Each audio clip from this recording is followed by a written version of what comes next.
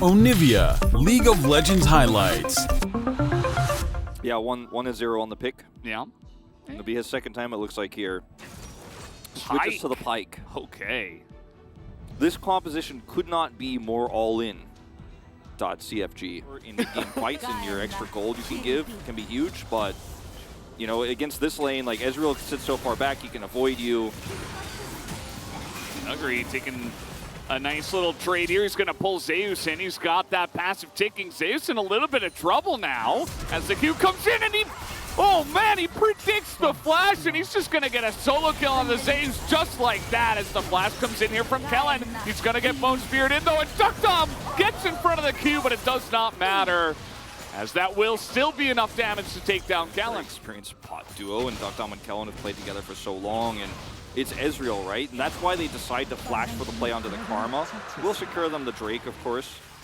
And, you know, T1, a Drake up here, but okay, we're going to see the Galio ult committed. Yeah, but Nuguri is the Mordekaiser, pulls Zeus in, and Zeus has to flash while in the Death Realm.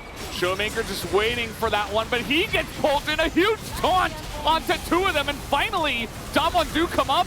Zeus in a lot of trouble, and now Damwon are the ones that are turning this one around. The damage not quite there for T1.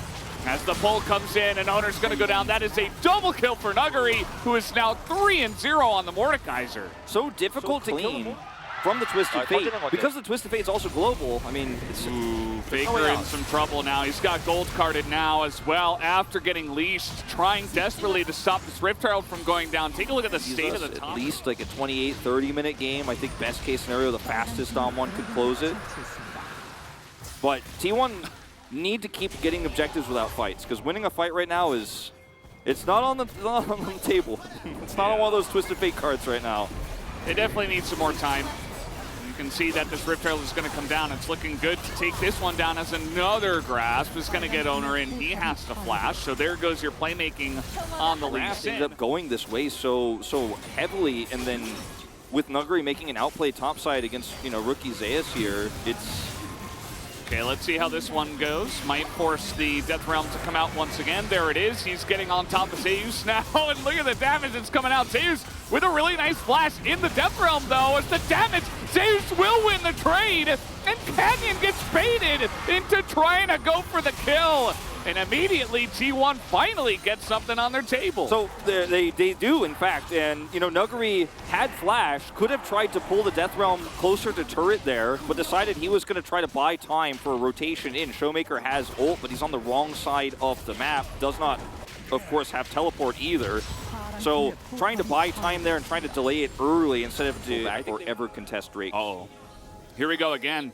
And Zeus has red buff. There is the Destiny that does come in as threatening it here, but even the teleport committal, they're just considering pushing Showmaker away. They do exactly that as the Death Realm does end, and now Nuguri's in a lot of trouble. Pick. Owner's able to set up the kick flash as now the rotation from Damwon looks a bit slow. Here comes Canyon, though, looking for that pillar. Can he line it up? Owner looks to be the sacrifice as everybody else is just on the run, and Owner, he's still alive, actually. He's not going to go down either. And the kiting here is a real ult is subjugate. Yeah. Everything else is down. Obviously, the mantra from Karma, a little bit of a special case there. But everybody else, no ults. Damwon are just not going to let this go without a fight regardless, though. Owner did get his right now, though. The flash comes in, big taunt, a huge summoner ability, and they get Duckdom 100-0, just like that.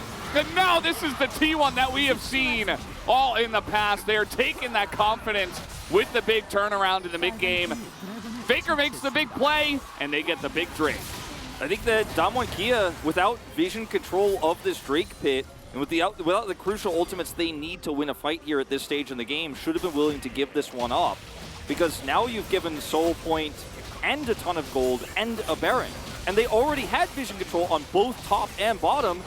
And with Umbroglaive, like, you're never going to get that one back as Damwon Kia, basically ever. And they have a composition that looked like it had no chance of coming back in this game, but two critical topside plays, and then the follow-up on the Drake. The setup here is good from Faker, playing around vision so incredibly well. He locks the door.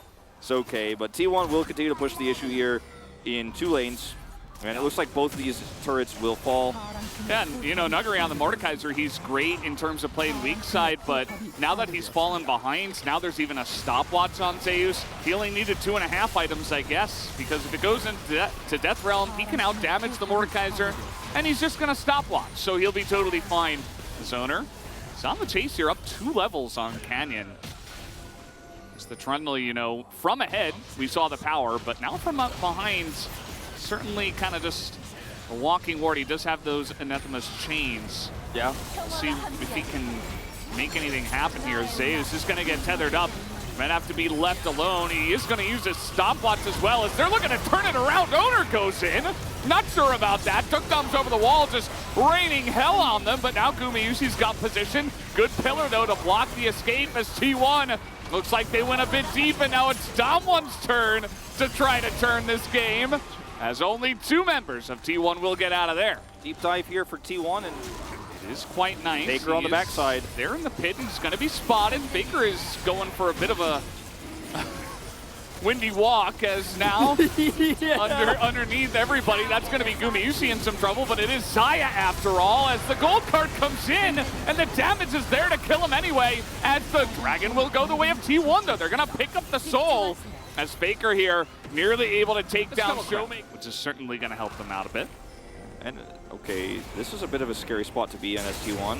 Ooh, Canyon. Okay, I thought there were more here. Never mind. Totally caught by himself, and he is just dead. Yeah.